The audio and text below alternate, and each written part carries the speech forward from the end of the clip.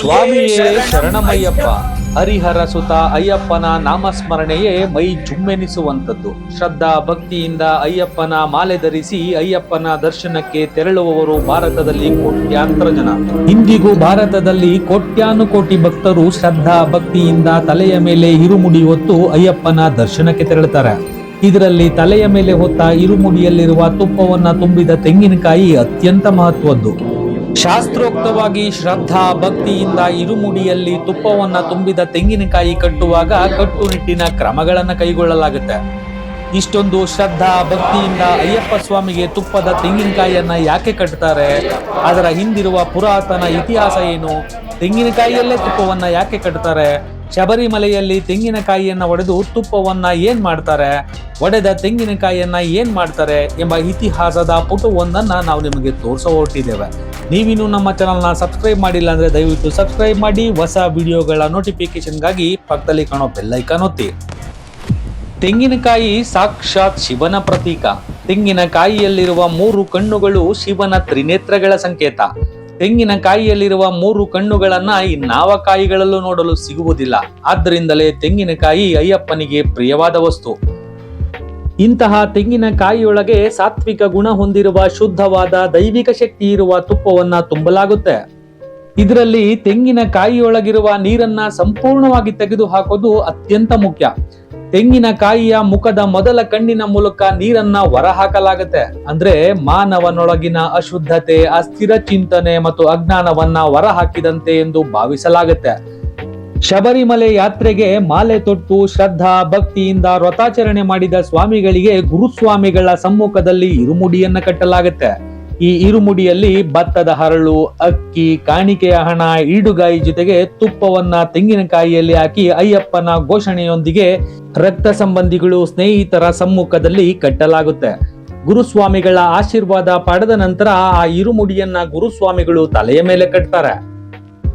ಇರುಮುಡಿಯನ್ನ ತಲೆಯ ಮೇಲೆ ಇಟ್ಟು ಸ್ವಾಮಿ ಅಯ್ಯಪ್ಪ, ಶರಣಮಯ್ಯಪ್ಪ, ಹರಿಹರ ಸುತನೇ ಅಯ್ಯಪ್ಪ ಎಂದು ತನು ಮನಗಳಿಂದ ಅಯ್ಯಪ್ಪನನ್ನ ಜಪಿಸುತ್ತಾ ಕಾಡು ಮಾರ್ಗವಾಗಿ ಕಲ್ಲು ಮುಳ್ಳುಗಳ ಹಾದಿಯಲ್ಲಿ ಶಬರಿಮಲೆಗೆ ನಡೆಯಲಾಗುತ್ತೆ.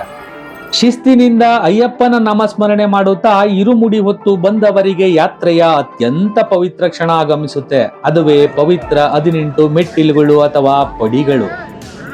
ಅಂದ್ರೆ 5 ಜ್ಞಾನೇಂದ್ರಿಯಗಳು, 5 ಕರ್ಮೇಂದ್ರಿಯಗಳು, 4 ಅಂತಃಕರಣಗಳು, 3 ಗುಣಗಳ ಪ್ರತೀಕವಾದ ಆತ್ಮದ ರೂಪವಾದ ಅಯ್ಯಪ್ಪ, ನನ್ನ ಎಲ್ಲ ದುರ್ಗುಣಗಳನ್ನ ದಾಟಿ ನಿನ್ನ ಸನ್ನಿಧಾನಕ್ಕೆ ಬರುತ್ತಿದ್ದೇನೆ ಎಂದು ನಿಧಾನವಾಗಿ ಒಂದೊಂದೇ ಮೆಟ್ಟಿಲುಗಳನ್ನ ಏರಲಾಗುತ್ತೆ.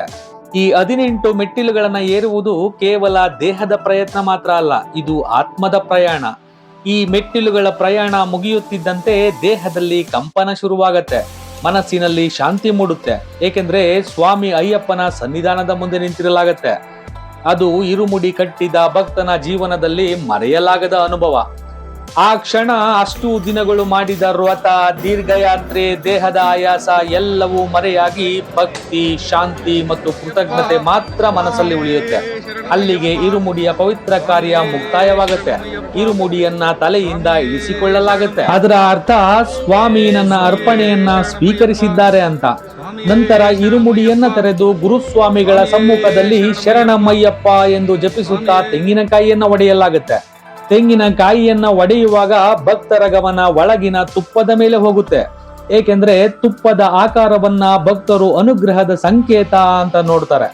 ತೆಂಗಿನಕಾಯಿಗೆ ತುಪ್ಪ ತುಂಬುವಾಗ ಅದರ ಆಕಾರ ದ್ರವ ರೂಪದಲ್ಲಿದ್ರೆ ಅಯ್ಯಪ್ಪನ ಸನ್ನಿಧಾನದಲ್ಲಿ ಕೆಲವೊಮ್ಮೆ ಅದು ಪೂರ್ತಿ ಗಟ್ಟಿಯಾಗಿ, ಕೆಲವೊಮ್ಮೆ ಅರೆಗಟ್ಟಿಯಾಗಿ, ಇನ್ನು ಕೆಲವೊಮ್ಮೆ ಸ್ವಚ್ಛವಾಗಿ ಬೆಳಕಿನಂತೆ ಅಯ್ಯಪ್ಪನ ಸಂದೇಶವಾಗಿರುತ್ತದೆ.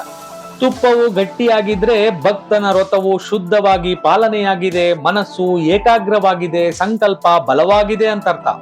ತುಪ್ಪವು ಸ್ವಲ್ಪ ಮೃದುವಾಗಿದ್ರೆ ವ್ರತದಲ್ಲಿ ಮಾನವೀಯ ತಪ್ಪುಗಳಿವೆ, ಆದರೆ ವ್ರತದಲ್ಲಿ ಭಕ್ತಿಯ ಕೊರತೆ ಇಲ್ಲ ಅಂತ ಅರ್ಥ. ತುಪ್ಪವು ಬಹಳ ಸ್ವಚ್ಛವಾಗಿ ಬೆಳಕಿನಂತೆ ಕಂಡ್ರೆ ತುಂಬಾ ಸ್ವಚ್ಛ, ಮಿನುಗುವಂತೆ, ಯಾವುದೇ ಮಿಶ್ರಣವಿಲ್ಲ ಅಂತ ಅರ್ಥ. ಹೀಗೆ ತುಪ್ಪವನ್ನ ಶೇಖರಿಸಿಕೊಂಡು ನಂತರ ಉಳಿಯುವುದು ತೆಂಗಿನಕಾಯಿ. ಈ ತೆಂಗಿನಕಾಯಿಯನ್ನ ದೇವಾಲಯದ ಒಳಾಂಗಣದಲ್ಲಿರುವ ಅಗ್ನಿಕುಂಡದಲ್ಲೇ ದಹನ ಮಾಡಲಾಗುತ್ತೆ. ಇದರ ಅರ್ಥ ತನ್ನ ಅಹಂಕಾರವನ್ನ ಅಗ್ನಿಕುಂಡದಲ್ಲೇ ಅಂತಿಮ ಸಂಸ್ಕಾರ ಮಾಡಿದಂತೆ. ಹೀಗೆ ಅಹಂಕಾರವೆಂಬ ಕಾಯನ್ನ ಅಗ್ನಿಯೊಂದಿಗೆ ಸುಟ್ಟು ದೇವರಲ್ಲಿ ತಲುಪಿ ಆತ್ಮವೆಂಬ ತುಪ್ಪವನ್ನ ಅಯ್ಯಪ್ಪನ ಪಾದಗಳಿಗೆ ಅಭಿಷೇಕ ಮಾಡಿಸಿಕೊಂಡು ಮರಳಿ ಮನೆಗಳಿಗೆ ಬರಲಾಗುತ್ತೆ.